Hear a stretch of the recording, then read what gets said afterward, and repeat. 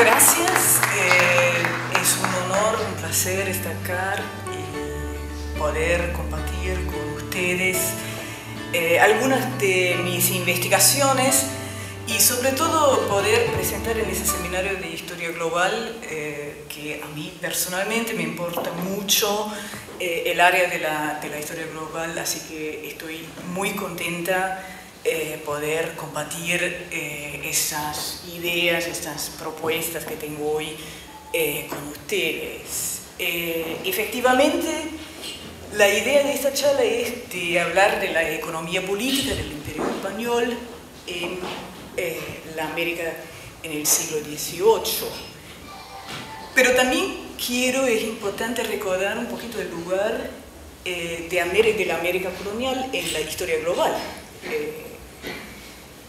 Para empezar, quisiera tal vez enfatizar lo que es y lo que no es, o que tal vez no es solamente la historia global. Nosotros pensamos muchas veces sobre la historia global simplemente sobre la historia de la globalización. Y eso, sin embargo, sin duda es una parte importante de la historia global, pero no es lo único que hay. Es decir, la historia global debería ser un campo que contribuye a entender el proceso de la globalización, pero no es solamente la historia de este proceso, a mi modo de entender. Por otro lado, también la historia global, obviamente, muchas veces trata de los temas de la historia a un nivel, digamos, geográfico más amplio, global. Pero tampoco eso, creo, debería ser la única manera como pensamos la historia global. Sino, a mí me parece, lo importante de la historia global debería ser el cambio de la perspectiva. Más que otra cosa, no es tanto una cuestión simplemente geográfica, de geografías más amplias, sino de la aproximación hacia los temas históricos a cualquier nivel geográfico. Puede ser una cosa local, una cosa regional, una cosa a un nivel nacional o, de hecho, global.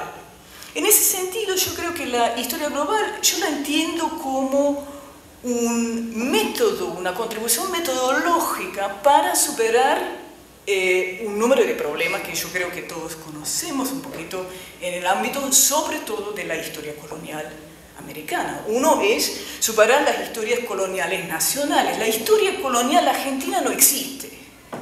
Es una imposición del siglo XIX a una época anterior. Todos nosotros lo sabemos y, sin embargo, los que trabajamos sobre la historia colonial latinoamericana seguimos pensando muchas veces en estas categorías que sabemos que no funcionan, pero igual todavía están ahí.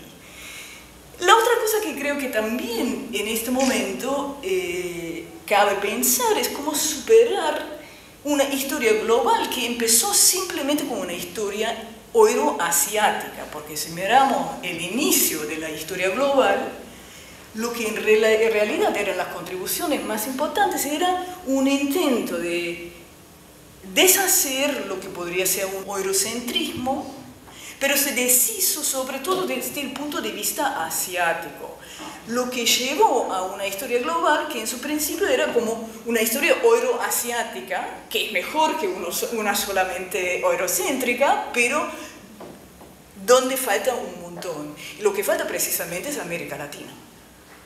El papel de América Latina en esta historia global de la época moderna, de lo que podríamos pensar como la época colonial, no está. Entonces, uno de los propósitos para mí es también introducir la historia latinoamericana, la historia colonial latinoamericana en este ámbito de las discusiones sobre la historia global, que a mi parecer en ese momento lo deja demasiado marginal. Y finalmente, obviamente, la historia global la pensamos como las conexiones, como las interacciones, pero sobre todo también como las comparaciones. Para mí, lo fundamental es una historia comparada. Comparada a todos los niveles, no tiene que ser lo global, pero una historia comparada que nos lleva a poner nuevas preguntas desde esta perspectiva comparada. Lo que quiero decir es, si uno pone la historia latinoamericana colonial en un marco más amplio de una historia comparada de los imperios, por ejemplo, de la Edad Moderna, comparando con el Imperio Otomano, comparando con el Imperio Chino, comparando con el Imperio Mongol, uno empieza a preguntar las cosas de otra manera. Uno empieza a salirse un poquito de la manera como hemos pensado la historiografía hasta hoy en día. Y uno de esos pequeños cambios en la perspectiva podría ser, en vez de hacer la pregunta que siempre se ha hecho, que es ¿por qué el Imperio Español hasta cierto punto fue un fracaso?, pensarlo al revés. ¿Cómo sobrevivió? ¿Cómo sobrevivió ese imperio 3 siglos? Si la historia tradicional nos cuenta que fue un imperio que fue un poco un fracaso desde el principio. Ya en el 16 fue un fracaso, en el 17 también fue un fracaso, en el 18 fue un fracaso, pero sobrevive 3 siglos. Y cuando implode, no implode porque hay una explosión en las colonias, sino implode porque Napoleón invade la metrópolis. Implode desde la metrópolis, no desde las colonias. Entonces cabe preguntar, ¿cómo sobrevivió? Ahí tenemos en este momento dos historiografías, yo diría, muy distintas. La una, que tal vez se podría llamar tradicional, es una perspectiva de centro-periferia, donde, y estoy simplificando obviamente, pero creo que es preciso, una estructura centralista sin representación local. Ahí obviamente tradicionalmente siempre se tiene en mente la comparación con Norteamérica, con la idea que había asambleas representativas en Norteamérica pero no en el sur, con una legislación colonial que ignoraba las condiciones locales, que más que otra cosa estaba mal informada las más veces y que estaba diseñada para maximizar la extracción hacia el centro, ¿no? La idea del centro-periferia es precisamente que el centro manda y extrae desde la periferia, con unas élites imperiales que a su vez sabían aprovechar la mala información que tenía el centro y que dejaban un sistema corrupto, mal administrado, un sistema de explotación donde, digamos, la extracción por parte del centro encontró su espejo en la explotación por parte de las élites imperiales en cada colonia. Ahora, obviamente, los historiadores no lo cuentan como una historia que no tiene ninguna cronología, sino la cronología que normalmente vemos es un descontrol total, bajo los Habsburgos, o sea, los siglos XVI y XVII, y después lo que algunos han llegado a llamar una segunda conquista, es decir, un intento de control bajo los Borbones, con las reformas borbónicas, y realmente controlar la periferia en ese momento. Eso yo llamaría la visión tradicional. Esta compite ahora mismo con una visión que se podría llamar policéntrica, que algunos llaman policéntrica, otros, yo precisamente le he llamado stakeholder. Eso del stakeholder, disculpen la palabra en inglés, pero no tiene buena traducción. La idea del stakeholder, esto viene de empresariales, donde se supone que una empresa, claro, hay un montón de gente que tiene un interés en esta empresa, no son solamente los accionistas o los dirigentes, sino también, obviamente, los que trabajan ahí, los trabajadores y los clientes, ¿no? Entonces, la idea es que hay un número de personas que tienen un interés en esta empresa, en esta institución. En esta visión se pinta una imagen bastante distinta del mundo de la economía política en el 18. Ahí se ve un sistema de gobernación más bien descentralizado y autofinanciado en las colonias, una monarquía que fue restringida por lo que se llama la fragmentación jurisdiccional. ¿Y qué es eso? Bueno, eso es obviamente que en el antiguo régimen no tenemos una soberanidad indivisa. Lo que tenemos es una soberanidad compartida entre grupos corporativos. Es decir, que en este momento, en este sistema, la monarquía no es absoluta para nada.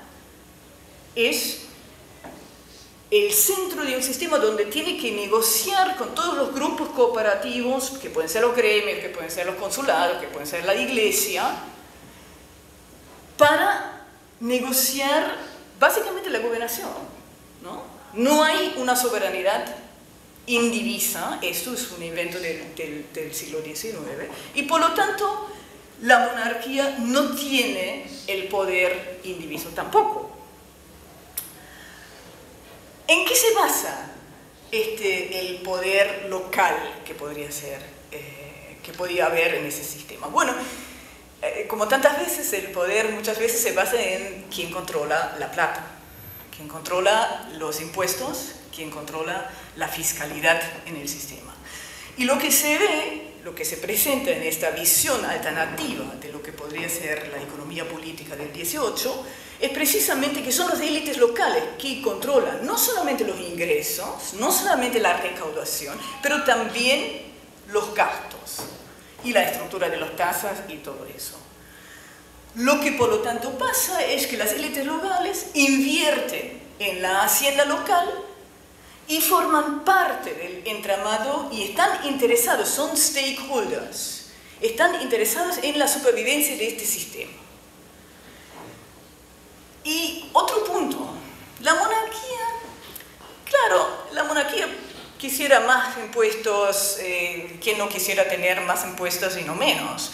Pero el punto es, la monarquía no quiere maximizar la extracción, ¿no? Lo que quiere la monarquía es maximizar la gobernación, garantizar la supervivencia de las colonias y la expansión continua, porque como todos sabemos, incluso en el 18, el mundo colonial en Hispanoamérica está expandiendo continuamente, hay varias fronteras abiertas todavía. Ahora, bien, tenemos estas dos visiones. Una, más bien, que dice, bueno, eso es centralista y sobre todo en el 18 se impone más centralización, y la otra que dice, no, eso no es centralista, en realidad hay mucho control local. Eso lleva, creo, a dos preguntas que se pueden hacer y en realidad que se puede investigar. La primera es, ¿eso es intención o es incapacidad? No es centralista porque no podían, quisieran hacerlo centralista, pero no podían. Y la otra es, ¿qué cambia realmente en el 18? ¿Es el caso que con las reformas borbónicas del 18 realmente se llega a una centralización, a una segunda conquista, finalmente un control de las colonias o no? Bueno, yo vengo del área de historia económica y lo que voy a hacer en los próximos, no sé, 20 minutos o una cosa así, es mostrar un montón de gráficos, números y cosas variadas, pero en realidad lo que quiero es, con estos gráficos, contarles una historia de cómo funciona la economía política en el 18. Empezamos cómo está estructurado. Esto es un mapa que hicimos en un proyecto hace un rato utilizando los maravillosos datos que proporcionan Klein y Tepazque sobre la fiscalidad en toda América. Y lo que hemos hecho es intentar entender el sistema global de la fiscalidad. Esos son datos que mucha gente ha utilizado, pero se han utilizado normalmente, por ejemplo, para el Perú o para Río de la Plata. Y normalmente se han utilizado para evaluar cómo funciona la economía. Pero lo que yo quiero hacer es utilizarlos para evaluar cómo funciona el Estado en esta colonia. Ahora, eso es un intento de ver los distritos fiscales, eso es Nueva España, como pueden ver, a finales del 18. A finales del 18, el Imperio Español en América tiene como 100 distritos fiscales, es muy descentralizado. Y una cosa que ven inmediatamente acá es que las zonas más pobladas, las zonas económicamente más importantes, los distritos son más chiquitos. Mientras que en la frontera, por ahí en Chihuahua, son gigantes. Obviamente no hay nadie, ¿no? Y no hay una economía importante, pero a la vez que un distrito se hace más importante, se empieza a subdividir estos distritos. Entonces, a principios del 18, en toda América hay como 35. Al final hay 110 más o menos, ¿ya? Entonces, cada vez que se hace más importante, se subdividen y en cada distrito se tiene una administración fiscal distinta. Los impuestos son distintos, como se recaudan es distinto, los gastos son distintos, etcétera, etcétera. Aquí tienen lo mismo para lo que sería Perú, Ecuador, Alto Perú, Río de la Plata y Chile, y ven el mismo panorama, donde hay la concentración de la economía y la concentración de la población. Hay distritos muy chiquitos, porque se han subdividido en el tiempo, mientras que en lo que se podría pensar como la frontera, que es el Río de la Plata o Paraguay, hay distritos muy grandes donde en realidad no hay mucha actividad y por lo tanto tampoco importa, ¿ya? Eso es lo primero que quería mostrarles. Es decir, eso no es un sistema que tiene un centro, sino son 100 distritos distintos. Acá no les puedo mostrar los del Caribe, por cierto, porque no los tengo, pero les da una idea, digamos, en el espacio de cómo funciona esta gobernación, donde hay todos estos subcentros que tienen poder de decisión. Bueno, una pregunta que se puede hacer muy fácilmente, en realidad, gracias a estos datos, es, bueno, ¿cuán extractivo es este sistema? Porque la extracción la entendemos normalmente, en el caso del colonialismo, por la extracción hacia el centro. Es decir, si esto es un sistema centro-periferia, pensaríamos que hay mucha extracción hacia España. Bueno, aquí tienen un pequeño gráfico. A la derecha tienen una cosa que tal vez les parece muy familiar. Hacia la derecha, la línea azul es la recaudación total de todos los distritos, de estos 100 distritos a finales del siglo, en los años 30, en los años 80, en los años 90, del 18, la recaudación total de la colonia. Y lo que se ve es una expansión impresionante. Van de 10 millones a, no sé, 40 millones, 45 millones en los 80 y 80 millones a finales del siglo. Los que argumentan que el Estado, bajo las reformas borbónicas, está empezando a controlar más, a extraer más rentas, obviamente tienen razón. No cabe ninguna duda. Este Estado está creciendo en tamaño de manera espectacular. Pero lo interesante es, lo otro, que son estos bloquecitos rojos, son las transferencias a España.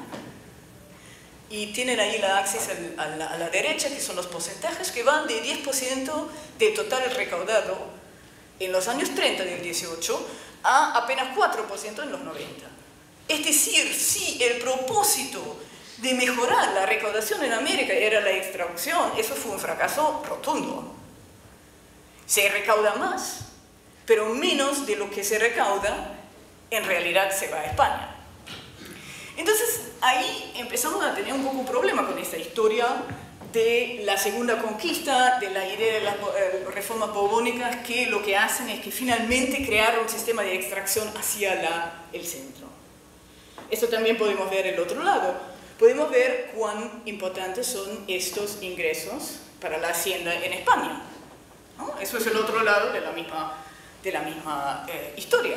Y ahí se ve que básicamente no cambia en el tiempo. Sí, sube, baja, lo que sea, pero en tendencia no cambia. Es decir, que la historia que siempre hemos contado de las reformas borbónicas como un proceso de centralización que finalmente consiguió organizar la extracción de recursos desde América para España, no funciona, no está en los datos. No pasa nada en el 18, no cambia. Ok, hacemos las comparaciones de las que yo hablé al principio. ¿Qué clase de economía política tenemos acá? Bueno, aquí tengo una comparación entre el Imperio Español, tanto en España como en las Américas, y, por ejemplo, Francia y Gran Bretaña. Esos son los impuestos per cápita, por persona, obviamente son países con poblaciones muy distintas, a finales del 18, ¿no? Están en pesos, todos en pesos. ¿Qué tenemos acá? Bueno, tenemos Gran Bretaña, que obviamente impone unos impuestos tremendos, ¿no? Esto está bien sabido, es un estado que es muy extractor. Tenemos Francia y España, que imponen como 3 pesos por persona, no es ni mucho ni menos, y tenemos varias regiones, macroregiones en las Américas, de Nueva España, Perú, etcétera, etcétera, que son un poco más altas y un poco más bajas de las de España, pero en realidad no son tan distintas. Ahora, la historiografía tradicional nos cuenta que esto es un estado inútil, que no puede recaudar, pero eso tampoco lo vemos acá. Vemos un estado que en realidad recauda relativamente exitosamente.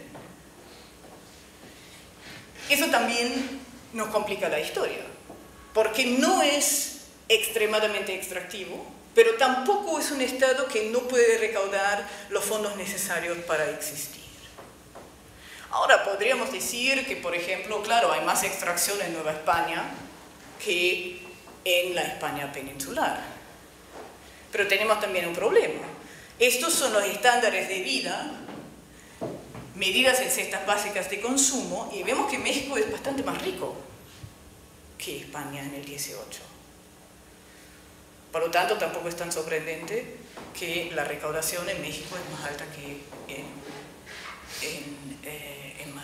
en España.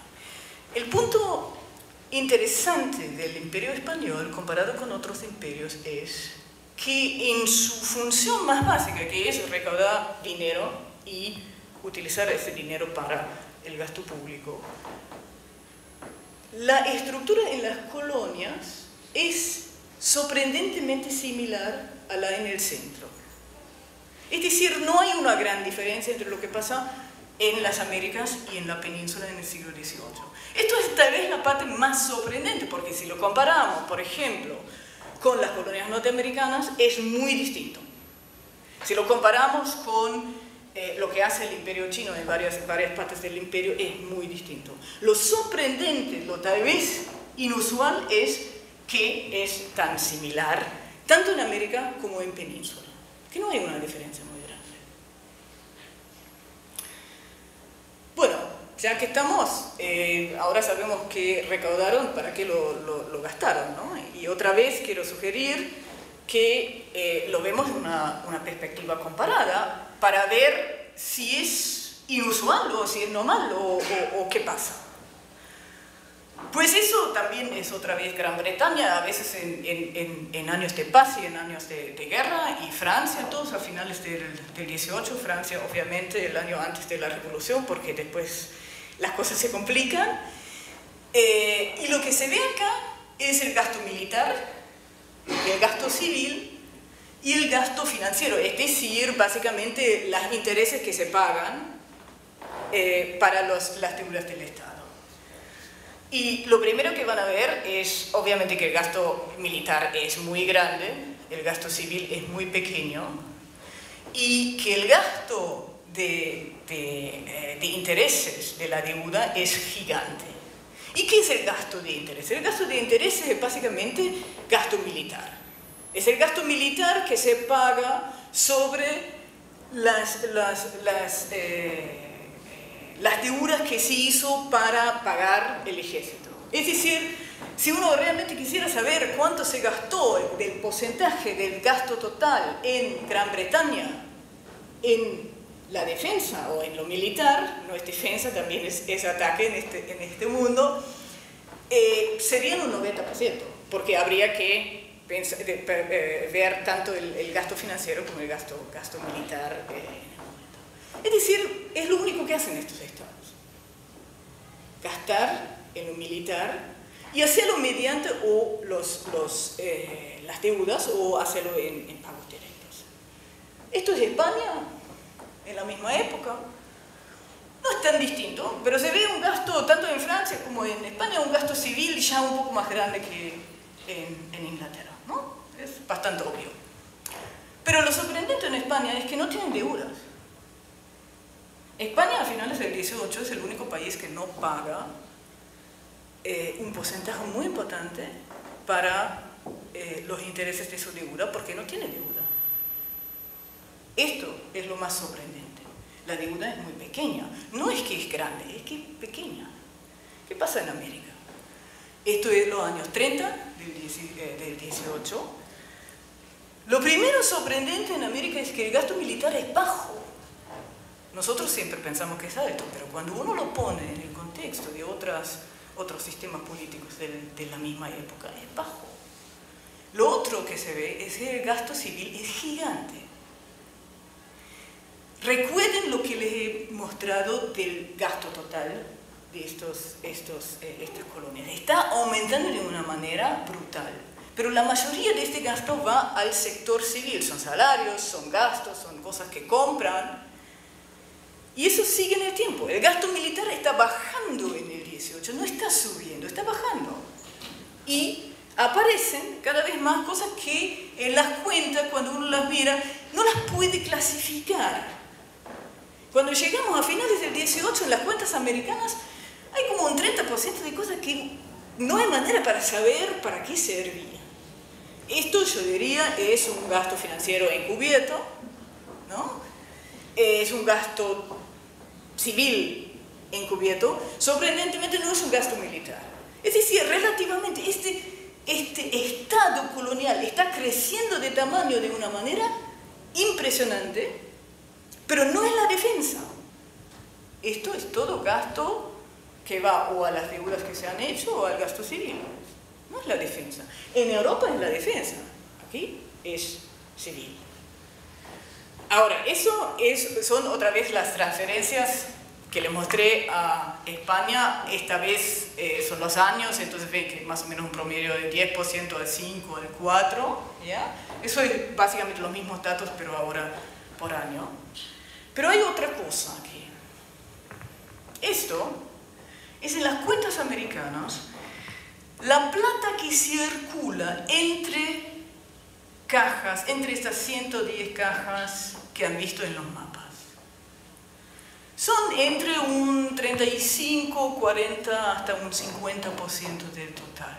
Es decir, de cada peso que se recauda, 3 o 4 reales no se gastan en el mismo distrito donde se recaudan. Imagínense hoy en día que, por ejemplo, un 35% de la recaudación peruana se gasta en Ecuador y en Bolivia, y ni siquiera digo Chile, ¿no? Imagínense esta situación hoy en día, sería completamente impensable. Imagínense también que un 30, 40, 50% de lo que se gasta en Perú no se ha recaudado en Perú, sino en Ecuador, en Chile, en Bolivia. Es muy sorprendente y es muy inusual. Esto realmente es una estructura que yo no le he encontrado, no he encontrado algo similar en ningún otro lugar. ¿Cómo funciona esto? Estas transferencias, que muchas veces se llaman situados y que se han estudiado de un nivel interregional, pero que nunca antes se han estudiado a un nivel de toda la colonia o de todas las colonias americanas. Claro, ¿cómo se hace esta decisión? Bueno, quería contarles la pequeña historia de este documento, que es un documento del archivo histórico, archivo de Indias, que viene de la sección de Cuba. ¿Y qué es lo que pasa acá? El gobernador de Luisiana, de Nueva Orleans, que obviamente es el último de la fila, porque Nueva Orleans realmente no es una plaza importante a finales del 18, le escribe al virrey y a la Caja Real en México y les dice: bueno, yo acá tengo un problema tremendo, no puedo pagar mis soldados, no puedo pagar a nada, yo necesito dinero. Bueno, ¿qué le importa al virrey de México? Uno podría preguntarse. Pero el virrey de México dice, no, ya, no, como usted está tan apresurado económicamente, obviamente le mandamos unos, ¿cuánto es? 315.000 pesos con unos otros 2.600.000 que igual mandamos a Habana. ¿Qué está pasando acá? O sea, uno simplemente le escribe al virrey de México y manda la plata. No, obviamente eso no está pasando. Lo que está pasando es que el gobernador de Luisiana le había escrito antes al virrey diciendo que, bueno, yo tengo un problema acá porque como yo no puedo pagar los salarios de los soldados, tampoco puedo impedir el contrabando desde Luisiana a México. Con lo cual, el virrey de México habló con sus oficiales de la aduana que le convencieron que mandar 315.000 pesos a Luisiana era más barato que tener que enfrentarse al fraude desde Luisiana hacia México. ¿Qué está pasando acá? El gobernador de Luisiana está amenazando al virrey de México y el virrey de México no tiene alternativa que mandarle la plata. Esto está pasando.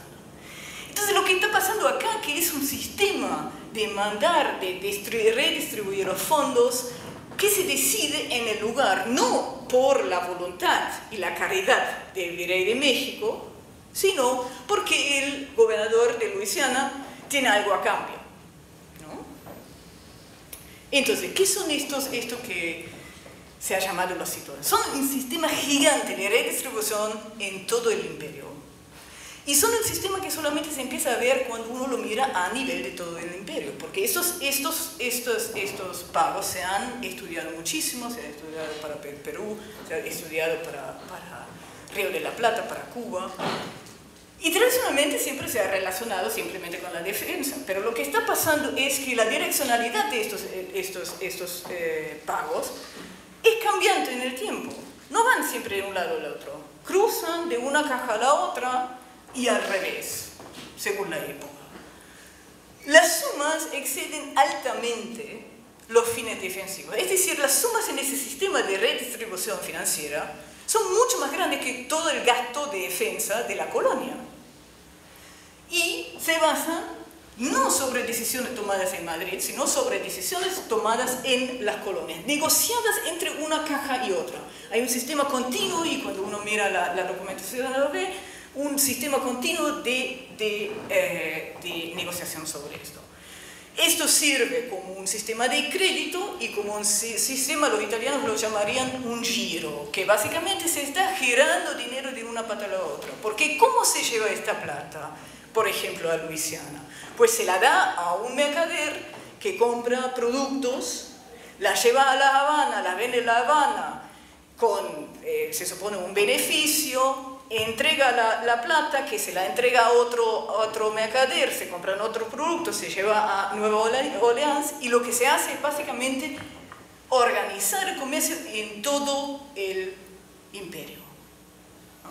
Es un sistema gigante de crédito barato para los mercaderes del imperio. ¿Qué hace el sistema además? Garantiza la autosuficiencia del imperio, porque las cajas pueden funcionar a base de este sistema que a su vez es un sistema de crédito, ¿no?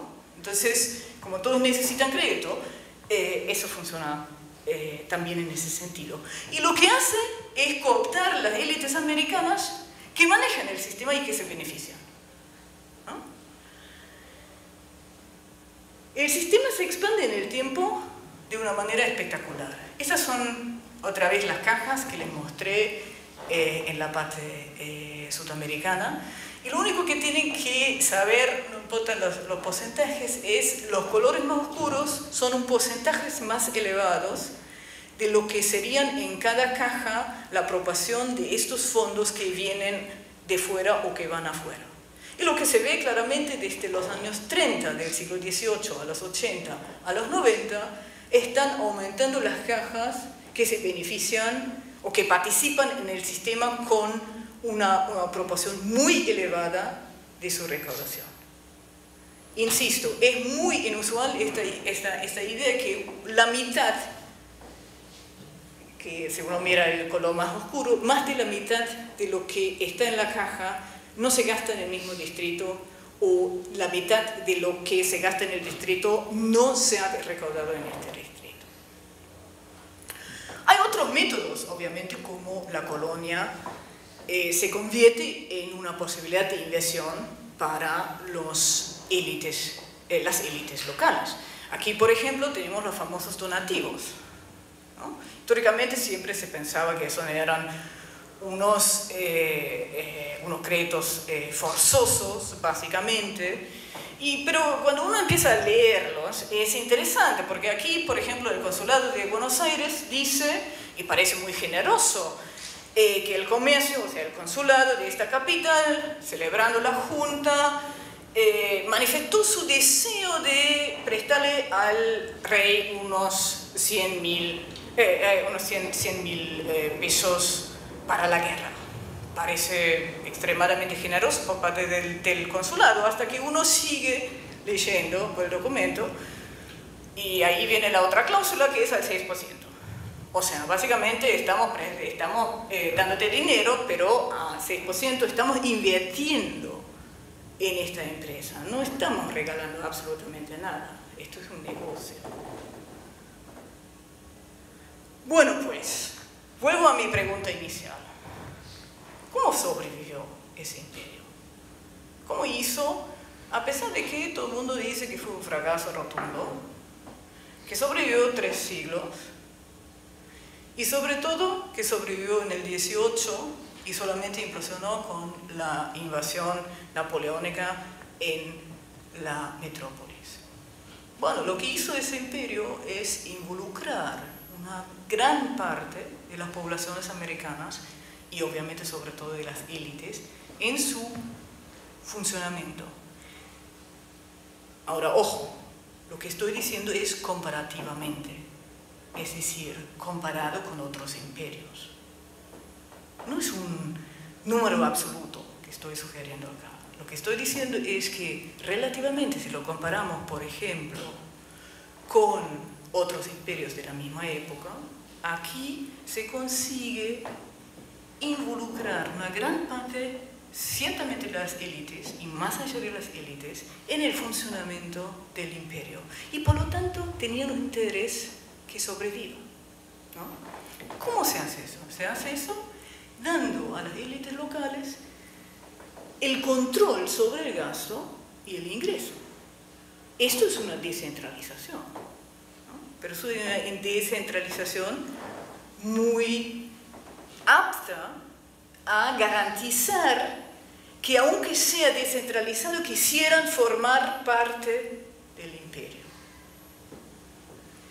La segunda parte importante de eso es que los recursos en realidad se quedaron en América.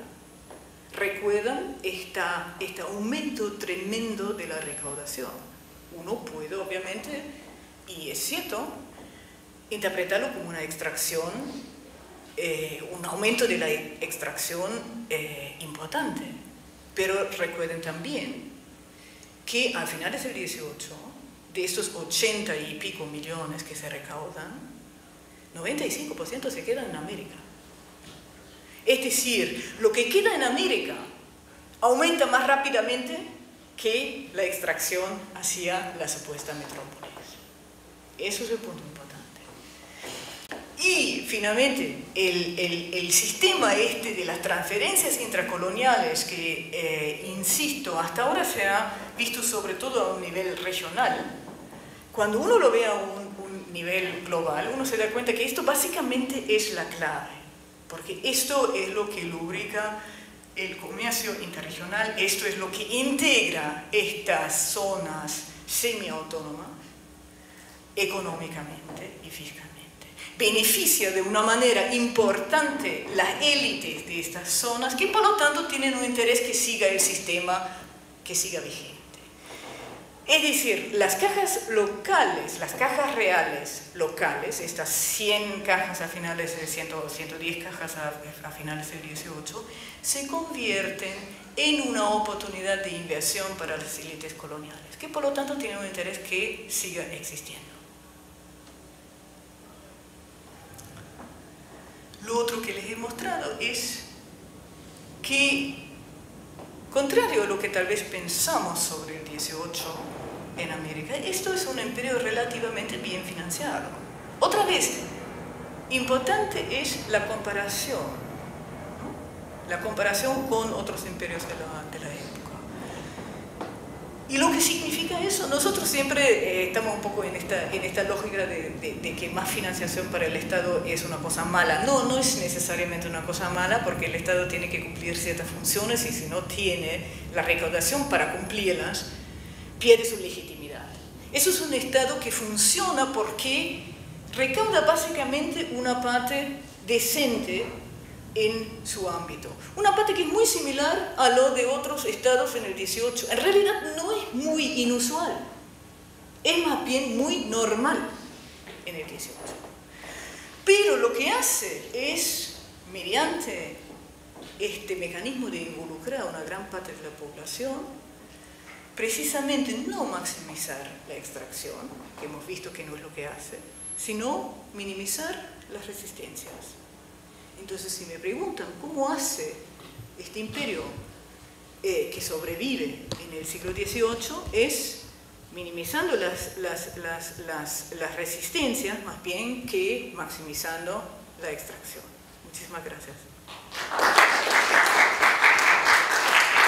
Sí, yo creo que es un punto clave, ¿no? Al que yo me refería al principio, precisamente, no solamente que para mí es muy importante haber leído un poco fuera de mi campo, porque me hace reflexionar sobre los temas del Imperio Español de una manera muy distinta de la que tenía, digamos, tradicionalmente, sino también para llegar a ese punto que yo sugería al principio, ¿no? ¿Cuáles son las preguntas que, por ejemplo, nosotros, que venimos de la historia latinoamericana, podríamos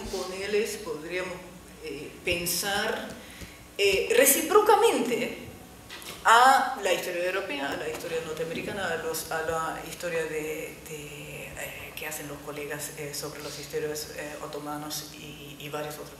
Y, por ejemplo, yo, un proyecto pensado, aunque hasta ahora no ha llegado a ningún lado, tengo con una colega que trabaja el Imperio Otomano, que me dice que un montón de los mecanismos que describo yo acá son muy similares en el caso otomano, con una diferencia que el Estado es mucho más débil, que no recauda lo suficientemente para cumplir sus funciones. Y ahí uno encuentra unas comparaciones muy interesantes. ¿Qué pasa si el Estado es demasiado débil? Si no puede cumplir sus funciones, ¿no? Y ahí tenemos una discusión muy interesante entre los colegas, que a mí me ayuda personalmente de una manera muy importante para pensar mi propio trabajo, ¿no? Y cuestionar continuamente lo que pensábamos que sabíamos, que he intentado un poco hoy. ¿Qué significó la reforma borbónica, digamos, según tú, digamos? Eso es obviamente la pregunta clave en este momento, ¿no? Si no fue la segunda conquista, ¿qué fue? Yo creo que, por un lado, lo que no cabe ninguna duda es una mejora de la administración simplemente en el sentido técnico. Lo que se ve, digamos, la expansión del Estado en el 18 que les he mostrado es real. Esta parte estoy totalmente de acuerdo con la interpretación tradicional. Lo que quisiera repensar es lo que significa eso, ¿no? Y lo que significa eso es más plata circulando en América. Es decir, invertir en el Estado es cada vez más interesante para las élites locales. Simplemente porque es tanto más lo que es la masa que circula en este sistema. Imagínense, si tenemos en los años 30 unos 10 millones de recaudación total, de los cuales tal vez 50% circulan en este sistema de redistribución, bueno, son 5 millones. Pero al final del siglo son 80 millones, de los cuales 40% circulan. Ese es el punto importante. Eso es un negocio tremendo. Es un negocio tremendo dentro de América. Y es lo que, más que otra cosa, da un incentivo a la integración interregional en América. Entonces, para mí lo importante de las reformas borbónicas, por un lado, es que simplemente expande el Estado, es también un Estado técnicamente mejor administrado, si uno quisiera, pero sobre todo es un Estado que proporciona la posibilidad, el financiamiento para una integración interregional muy importante. Por ejemplo, para hacerlo más concreto, los distritos que se benefician más de las transferencias internas, que son los net beneficiarios, si uno quisiera, no es tan obvio dónde están, pero los que seguramente se benefician mucho son las plazas portuarias. Buenos Aires, Habana, todos los puertos grandes, todos los que expanden en el 18, donde hemos contado una historia de que es la expansión del comercio atlántico que hace que crece Buenos Aires, seguramente es así, pero también tiene una subvención por parte del sistema impresionante, ¿no? Entonces vienen las dos cosas. Otro sector, la recuperación de la minería. Hay una redistribución hacia las zonas de minería en el 18, que es muy importante. O sea, hay alguna gente que ha ido tan lejos como decir que es casi una política desarrollista. Yo eso me parece demasiado lejos. Pero lo que es obvio es que el sistema lleva la plata, lleva el dinero, lleva la plata, literalmente, a las zonas de la inversión en el 18, que son las zonas que expanden, y allí proporciona el financiamiento. Entonces las reformas son importantes, pero no en el sentido que hay un control por parte de un centro, sino que proporcionan bastante más financiamiento a esos sectores que expanden en el 18. ¿Puede decirse entonces que hay una especie de atomización o privatización y una pérdida del monopolio de la fiscalidad con las reformas borbónicas? Entiendo el desplazamiento del capital, ¿no?, en la zona, ¿no?, y hay un contraste en lo que se consigue en la extracción y lo que se envía a la metrópoli, ¿no? Pero me preguntaba, ¿qué pasaba con el sistema fiscal, ¿no? O sea, realmente los funcionarios ya no responden a la corona, sino a jurisdicciones locales. Era lo que me estaba preguntando. Y por otro lado, un comentario completamente diferente, ¿no? A esas alturas, ¿vamos encontrando algún término para reemplazar el concepto de colonia después de esto? O, ¿no? Porque hay estas propuestas sobre reinos, ¿no? Pero por tu presentación como que reinos no sé. Entonces, yo tengo mucha curiosidad, ¿no? Sí. Porque de hecho es un concepto que a esas alturas resulta incómodo, algunas veces no tan útil, ¿no?, en términos analíticos, sí. Pero ¿podríamos intentar reemplazarlo por algo o no reemplazarlo, sino simplemente renunciar? ¿No? No sabemos. Obviamente hay una intención, y cuando uno lee los panfletos del 18 hay esa intención centralizadora, pero en la realidad lo que hay es una descentralización continua. Entonces, ¿por qué es así, no? Uno se pregunta, sí, hay todos estos tratados de economía política que dicen hay que centralizar y hay que unificar y hay que asemejar la administración en todas estas regiones, y el resultado siempre es el contrario, ¿no? Y hay otras veces esa pregunta, ¿eso es intencionalidad o simplemente es una falta de control que les va de la mano? Pero yo creo que en realidad uno puede pensarlo del otro lado, porque, claro, eso es una sociedad, como yo enfaticé al principio, donde no hay una soberanidad única. Todos esos gremios, los consulados, los que mandan las ciudades, tienen su parte de la soberanidad. Y en ese sentido es normal que lo que está pasando es una fragmentación continua. Es el negocio. El negociar hace que yo te doy un privilegio a cambio de una contribución a la recaudación, ¿no? Por lo tanto, no puede funcionar de otra manera. Si uno quiere recaudar más, tiene que dar privilegios. Lo que nosotros pensamos privilegios, pero que ellos obviamente piensan libertades o fueros. Porque la libertad no existe, la libertad individual no existe, son libertades corporativas. Entonces el negocio es este. Y por lo tanto a mí me parece que no es tan contradictorio como muchas veces lo hemos pensado. No es necesariamente la intencionalidad, es la misma estructura del sistema, no puede ser de otra manera, ¿no? En ese sentido hay una fragmentación a la hora de que crece el sistema. Y eso es lo más fascinante, porque siempre nos enseñaron que lo que tendría que pasar es un sistema más centralizado, empieza a controlar todo y aumenta la presión. Y acá pasa exactamente lo contrario, ¿no? Y eso me parece muy interesante. La otra pregunta, obviamente, la he evitado claramente no suficientemente elegantemente. Bueno, yo obviamente lo he llamado policéntrico, lo he llamado stakeholder. Yo creo que tal vez por razones prácticas yo me quedo con el imperio como descripción. Honestamente a mí me parece que la denominación colonias no nos ayuda mucho, no nos proporciona absolutamente nada en ese caso. ¿Y por qué pienso esto?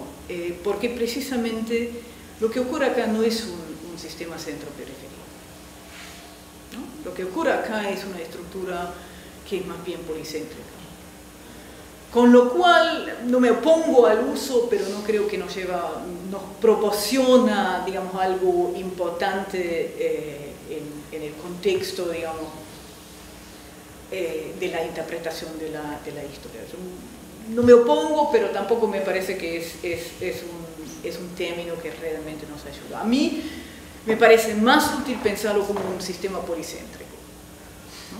Policéntrico en el que no es tanto que sea delegado, y eso creo que es el punto importante. Nosotros estamos tanto en el pensamiento del 19 que nos cuesta muchísimo imaginarnos que esto no es una devolución, que no hay un soberano que devuelve el poder, sino que nunca lo tuvo, ¿no? Esto nunca fue centralizado. No es que el soberano da derechos a los grupos cooperativos, siempre los tenía. Pero el problema que tenemos en la cabeza es que tenemos esta historia del 19 de suponer que debe haber un soberano en algún lado que o concentra o devuelve el poder. Las ciudades siempre tenían sus fueros. No es que el rey tenía que dárselo. Entonces, eso también para mí es importante pensarlo de una manera, no como una devolución, una fragmentación que viene de repente porque no lo pueden controlar, sino porque siempre fue así. Y no es problema. Es como piensan el sistema político. Y por lo tanto es una negociación continua. Eso sería un intento de una respuesta a medias. Yo trabajo, tal vez no es tan conocido, en un lugar muy inusual porque es solamente un centro de posgrado. Entonces es un centro donde tenemos solamente 4 materias, una de las cuales es historia. Tenemos un programa de posgrado muy grande, tenemos unos 150 estudiantes de doctorado, o sea, somos una universidad pequeña con un posgrado gigante. Pero también tenemos, por ejemplo, un programa de postdoc que está abierto todos los años, que se puede aplicar si uno ha hecho un doctorado en San Marcos, por ejemplo. Y se puede competir por una plaza de postdoc en una ciudad que no es fea, Florencia, en un programa que yo creo que es un programa que funciona muy bien, es un programa que intenta no solamente darles a los que vienen, digamos, una posibilidad de seguir desarrollando sus proyectos, sino también una profesionalización, de darles un poco una mano a la hora de aplicar para trabajos y cosas así. Por lo tanto, si hay aquí en esta facultad estudiantes de doctorado que quisieran lanzarse y aplicar, las aplicaciones creo que se cierran todos los años en noviembre o diciembre, y eso tal vez, quién sabe, podría ser una posibilidad para alguien que quisiera lanzarse y aprender un poco italiano. Y después me enseñan.